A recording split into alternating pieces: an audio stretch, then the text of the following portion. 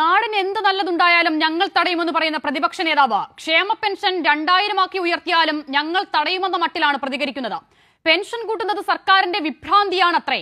പാവങ്ങളുടെ വയറ്റത്തടിച്ച് 18 മാസം ക്ഷേമ പെൻഷൻ മുടക്കി ഇറങ്ങിപ്പോയ UDF നേതാക്കൾ ക്ഷേമ പെൻഷൻ അവകാശമാണെന്ന് ജനങ്ങളെ പഠിപ്പിച്ച ഒരു സർക്കാരിനെ നോക്കി ഈ വിധം അധിക്ഷേപിക്കണമെങ്കിൽ ചില്ലറ ഉളുപ്പൊന്നും പോരാ. മുമ്പ് ഒരു ദേശീയ നേതാവിന് ക്ഷേമ പെൻഷൻ കൈക്കൂലിയായിരുന്നു, ലൈഫ് പദ്ധതി മോഹവലയവും. ഇന്നൊരു നേതാവിന് പെൻഷൻ വർധനവ് വിഭ്രാന്തി. അധികാരഭ്രാന്തും അഴിമതിയുമല്ലാതെ സാധാരണക്കാരന് എന്താണ് വേണ്ടതെന്ന് നിങ്ങൾക്കറിയുമോ കോൺഗ്രസുകാരെ?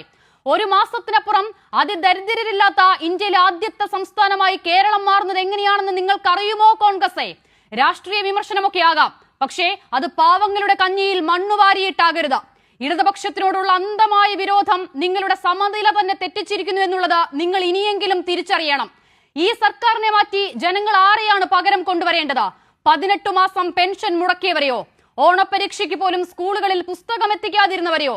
ദേശീയപാത വികസനത്തിനായി തുറന്ന ഓഫീസ് പോലും താഴിട്ട് പൂട്ടിപ്പോയവരെയോ? ഈ നാടിതൊക്കെ മറന്നുവെന്നാണോ നിങ്ങൾ കരുതിയിരിക്കുന്നത്? കേന്ദ്രം ഭരിക്കുന്ന ഒരു വർഗീയ ഫാസിസ്റ്റ് സർക്കാരിനെ താഴെയിറക്കാൻ നിങ്ങൾക്ക് അനുകൂലമായി വീണ വോട്ടുകളെയാണോ നിങ്ങൾ ഇടതുവിരുദ്ധ വികാരമെന്ന് ഇപ്പോഴും വിലയിരുത്തുന്നത്?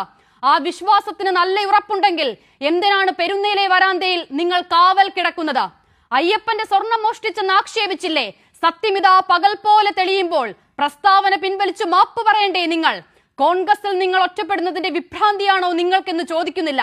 വയനാട്ടിൽ നിങ്ങൾ പ്രഖ്യാപിച്ച വീടുകൾ എവിടെയെന്നും ചോദിക്കുന്നില്ല. നിങ്ങൾക്കിതെല്ലാം അന്നന്നത്തെ വില കുറഞ്ഞ രാഷ്ട്രീയ തന്ത്രമായിരിക്കാം പ്രതിപക്ഷ നേതാവേ, പക്ഷേ ഈ നാടിന് ഇത് ജീവിതമാണ്.